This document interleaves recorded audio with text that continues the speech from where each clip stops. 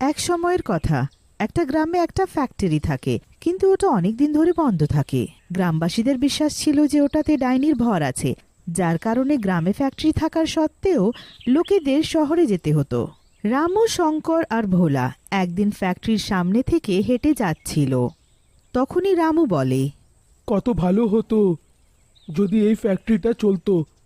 আমাদের কাজের জন্যে শহরের দিকে যেতে হতো না, আর নিজের পরিবারেরও আমরা খুব কাছেই থাকতাম। হ্যাঁ ভাই, একদম ঠিক কথা বলছিস। কিন্তু এই ফ্যাক্টরিতে কেই বা কাজ করতো? এইখানে তো ডাইনির বাস আছে। এই সব সব বাজে কথা। আজ পর্যন্ত ওই ডাইনি কারুর ক্ষতি করেছে নাকি? এইসব বাজে কথা বাজে রটানো হয়েছে। ডাইনি ঠাইনি কিচ্ছু নেই। এইসব বলতে বলতে তিনজনে নিজের কাজে বেরিয়ে যায়। তারপর কিছুদিন পরই গ্রামে একটা খবর ছড়িয়ে যায়। প্রিয়তমা, তুমি শুনেছ? শহরের কোনো সুন্দরী মহিলা এসে গিয়ে এই ফ্যাক্টরিটা এখন কিনে ফেলেছে। এখন আমরা গ্রামেই রোজগারটা পাবো, আর সৌন্দর্যও দেখবো। কি কি কি কি বললে তুমি? আবার বলো তো। আরে না না, আমি তো এইটাই বলছিলাম যে আর শহরে যেতে হবে না, এইখানেই কাজটা পেয়ে যাব। তারপর একদিন গ্রামে সেই সুন্দরী মহিলাটা আসে যে ফ্যাক্টরিটা কিনে থাকে, আর গ্রামবাসীদেরকে একত্রিত করে বলে, আপনারা আমার ফ্যাক্টরিতে টাকা বানানোর কাজ করুন, আমি আপনাদেরকে রোজগারের সাথে সাথে ভালো বেতনও দেব। এ রামু, শুনলি রে? আমাদেরকে আর শহরে গিয়ে কাজকর্মটা করতে হবে না রে। এখন আমরা গ্রামে থেকেও কাজ পেতে পারবো, আর নিজের পরিবারটাকেও দেখতে পারবো গো। হ্যাঁ ভাই, তুই একদম ঠিকই বলছিস রে। আমি তো আগের থেকেই চাইতাম যে আমাদের যেন শহরে না যেতে হয়, আর আমরা এই গ্রামেই কাজটা পেয়ে যাই। কিন্তু গ্রামবাসীরা এই কথা নিয়েও একটু ভীত থাকে যে ওই ফ্যাক্টরির উপর কোনো ডাইনির ভর আছে। মহিলাটার বোঝানোর পর কিছু লোকজন তার কথা মেনে নেয়। টাকার লোভ এবং গ্রামে রোজগারের কথা শুনে তারা খুশি হয়, আর তারা সেই মহিলার পেছনে যায়। কোনো ডাইনির ভর নেই, এই সব শুধু ফ্যাক্টরি বন্ধ করানোর ষড়যন্ত্র। আপনারা আমার কথা শুনুন, ওখানে কোনো ডাইনি নেই। আমিও তো ওখানে থাকি, আমি তো আজ পর্যন্ত কোনো ডাইনি দেখিনি। আপনারা আমার সাথে চলুন, এর চেয়ে ভালো সুযোগ আপনারা আর কখনো পাবেন না। গ্রামবাসীরা লোভের কারণে প্রধানের কথা শোনে না, আর মহিলাটার পেছনে চলে যায় আর টাকা বানানো শুরু করে। কিন্তু কেউ এই কথা জানতে পারেনি যে তারা যে টাকাটা বানাচ্ছে সেটা নকল। তারপর একদিন, কি ব্যাপার রে? আজকাল আর শঙ্করকে দেখতে পাওয়া যায় না। তোদের মধ্যে কেউ ওকে দেখেছে নাকি? কে জানে ভাই, কোথায় যে চলে গেছে। আমি তো বলি যে ও তো এত ল্যাদ খায় না, ল্যাদ খেতে খেতে দূরে কোথাও জঙ্গলের দিকে চলে গিয়ে থাকবে, আর কোনো জানোয়ারের শিকার হয়ে গিয়ে থাকবে। কিন্তু গ্রামের প্রধান যখন এই কথাটা জানতে পারে তো অনেক ঘাবড়িয়ে যায়, আর লোকেদেরকে আর একবার সতর্ক করে। তখনই সুন্দরী মহিলাটা ওখানে আসে। এই প্রধান তোমাদেরকে ঈর্ষা করে, কারণ তোমরা গ্রামে থেকেই টাকা রোজগার করছো, আর ওকে শহরে যেতে হয়। ও চায় না যে তোমাদের ভালো হোক। আমি তোমাদেরকে বিশ্বাস দিচ্ছি ওখানে কিচ্ছু নেই, আর আমি তোমাদের বেতন বাড়ানোরও কথা দিচ্ছি। বেতন বাড়ানোর কথা শুনে গ্রামবাসীরা আর একবার প্রধানের কথা অগ্রাহ্য করে ওখানে চলে যায়।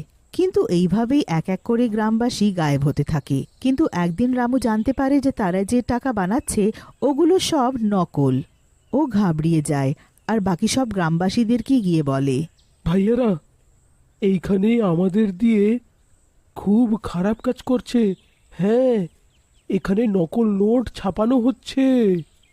কিন্তু সে আমাদের সাথে এরকম কেন করছে? নকল নোটটায় ছাপানো তো একটা অপরাধ। আমাদের ওদের সাথে কথা বলতে হবে।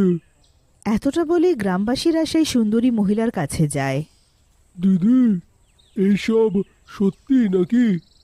আপনি কি আমাদের দিয়ে নকল নোট ছাপানোর বন্দোবস্ত করছেন?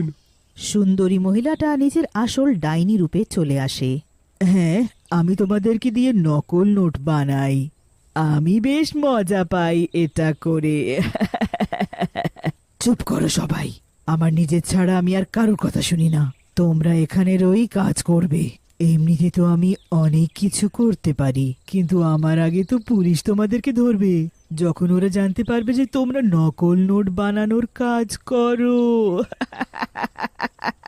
গ্রামবাসীরা ভয় পেয়ে যায়, আর ডাইনির ভয়ে তারা আবার টাকা বানানো শুরু করে। তখনই তাদের আরেকজন গায়েব হয়ে যায়। সবাই ঘাবড়িয়ে যায়। আমাদের গ্রামে কি যে হচ্ছে! আমাকে দিদিভাইয়ের সাথে কথা বলতে হবে, আর আমাকে যে করেই হোক এই কাজটা ছেড়ে দিতেই হবে। কারণ যদি এরকমই চলতে থাকে না, তাহলে আমরা এরকমই একদিন উধাও হয়ে যাব, বা আমাদের পুলিশে ধরবে। তারা আর একবার ডাইনির কাছে যায়। যাওয়ার কথা শুনে মহিলাটা রেগে যায়, আর সুন্দরী মহিলাটা আর একবার নিজের আসল রূপ মানে ডাইনি রূপে চলে আসে। তোমরা কি ভেবেছিলে আমি কোনো সাধারণ ডাইনি? না, আমি সেই ডাইনি যে এখানে অনেক বছর ধরে অপেক্ষা করছিল। তোমরা কি ভাবলে এখানকার ডাইনি চলে গেছে? আমি সর্বদা এখানেই ছিলাম, শুধু ভালো সুযোগের অপেক্ষা করছিলাম। এই যে টাকা তোমরা বানাচ্ছ, এটা তোমাদেরকে ফাঁসানোর উপায় ছিল। আর এগুলো আসল নয়, বরং নকল টাকা।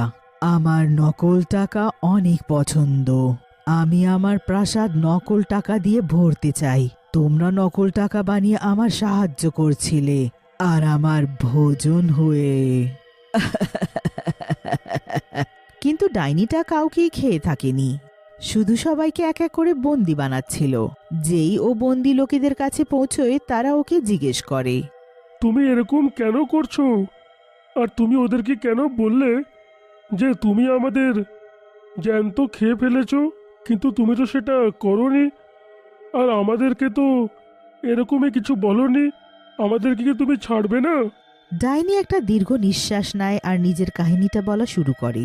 আমি তোমাদেরকে খাইনি, কারণ আমি মানুষ খাই না। কিন্তু হ্যাঁ, ওদেরকে দুঃখে দেখে আমার অনেক ভালো লাগে, কারণ তোমার মতো লোকেরাই আমার সাথে ভুল কাজ করেছিল। আমারও একটা পরিবার ছিল, যেটাতে আমি, আমার বর আর আমার একটা ছোট মেয়ে ছিল। আমার স্বামী নিজের সব কামাই লাগিয়ে এই ফ্যাক্টরিটা করেছিল। তারপর ডাইনির মুখে একটা হাসি এলো, আর ও আগেকার কাহিনী বলা শুরু করলো। উনি যখন এই ফ্যাক্টরি করলেন, তখন আমিও ওনার সাথে থাকার জন্য এই গ্রামে এলাম। তখন আমরা ফ্যাক্টরির জন্য কিছু লোক খুঁজতে গেলাম, আর নিজের কাজ শুরু করার চেষ্টা করলাম। আমরা রোজ লোকেদের বোঝানোর চেষ্টা করতাম যে এই ফ্যাক্টরিতে কাজ করলে তারা রোজগার পাবে, আর অনেকজন আমাদের কথা বুঝলো। কিন্তু এখানকার প্রধানের এই কথাটা ভালো লাগেনি। আমাদের প্রধান বাবু? হ্যাঁ, তোমাদের সেই প্রধান, যে নিজেকে বেশ বুদ্ধিমান ভাবে, কিন্তু ওর থেকে বেশি অকেজো আর অপয়া লোক আর কেউ নেই এই জগতে। ডাইনি নিজের চোখ লাল করে সবার দিকে তাকিয়ে থাকে, যাতে ওখানে আবার সবকিছু নিস্তব্ধ হয়ে যায়। সবাই ভয়ে একদম চুপ হয়ে যায়, আর ডাইনি নিজের কথা আবার আরম্ভ করে। আমি সেই দিনই সিদ্ধান্ত নিলাম, যতক্ষণ না আমি প্রধানকে মেরে দিই, আমি এখান থেকে কোথাও যাব না। আমি আমার মেয়েকে ওর মামার ঘরে পাঠিয়ে দিলাম, আর সেদিন পর থেকে তার সাথে দেখা করিনি। তারপর যখন আমি গ্রামে ফিরলাম, তো গ্রামবাসীদের কাছে শুনলাম যে প্রধান ফ্যাক্টরিটা এই বলে বন্ধ করিয়ে দিয়েছে যে এখানে কোনো ডাইনির ভর আছে। ওখান থেকেই আমি এই উপায় পেলাম, আর আমি একটা বাবার সাথে সম্পর্ক করে নিজেকে ডাইনি রূপে পরিণত করালাম, আর আমি এখানে এলাম প্রধানের সাথে প্রতিশোধ নিতে। কিন্তু তুমি আমাদেরকে কেন আটকে রেখেছো? এই আশায় যে কোনোদিন গ্রামের লোকেদের চিন্তায় ওই প্রধান এই ফ্যাক্টরিতে আসবে। এতটা বলে ডাইনি আবার নিজের ঘরে চলে যায়, আর গ্রামবাসীরা আবার কাজ করতে লাগে। তারপর একদিন টাকার লোভে প্রধানের ছেলেও ফ্যাক্টরির দিকে আসে, আর যেই ডাইনি ওকে দেখে, ও একটা উপায় ভাবে, আজ আমি আমার প্রতিশোধ নিশ্চয়ই পূরণ করব। ও মানুষ রূপে চলে আসে আর প্রধানের ছেলের সামনে গিয়ে কাঁদতে লাগে। হে ভগবান, এবার আমি কি করি? কি যে বলবো, আমার এত বড় ফ্যাক্টরি, কিন্তু এটাকে চালানোর জন্য কেউ নেই, আর আমাকে শহরে যেতে হবে। বুঝতে পারছি না কি করি। তাহলে তুমি যাও, আমার বাবা এখানকার প্রধান, সে তোমার ফ্যাক্টরির দেখাশুনোটা খুব ভালো করেই করে নেবে। কিন্তু উনি তো আমাকে একদমই পছন্দ করেন না, তো উনি আমার ফ্যাক্টরির খেয়াল রাখবেন কেন? মহিলাটা হঠাৎ আবার নিজের আসল রূপে চলে আসে আর জোরে হাসতে লাগে। এসে গেলি না তুইও আমার ঝাঁসায়? আর বলে, আজ আমি তোকেও খেয়ে ফেলবো। রাতে যখন প্রধানের ছেলে বাড়ি ফেরে না, তো প্রধান চিন্তিত হয়ে তাকে খোঁজার জন্য গ্রামে বেরিয়ে পড়ে। সব জায়গায় খোঁজার পর শেষে সেই ফ্যাক্টরি রয়ে যায়। অবশেষে প্রধান ফ্যাক্টরির দিকে একাই চলে যায়। ডাইনি হঠাৎ সামনে চলে আসে আর বলে, অবশেষে তুই এলি রে প্রধান। এতটা বলে ডাইনি প্রধানের উপর ঝাঁপিয়ে পড়ে আর তার গলা টিপে মেরে ফেলে, আর তারপর আনন্দে চিৎকার করতে লাগে, আমি আমার প্রতিশোধ পূরণ করলাম। আজ আমি মুক্ত হলাম। তারপর ও সব গ্রামবাসীদেরকেও মুক্ত করে দেয়।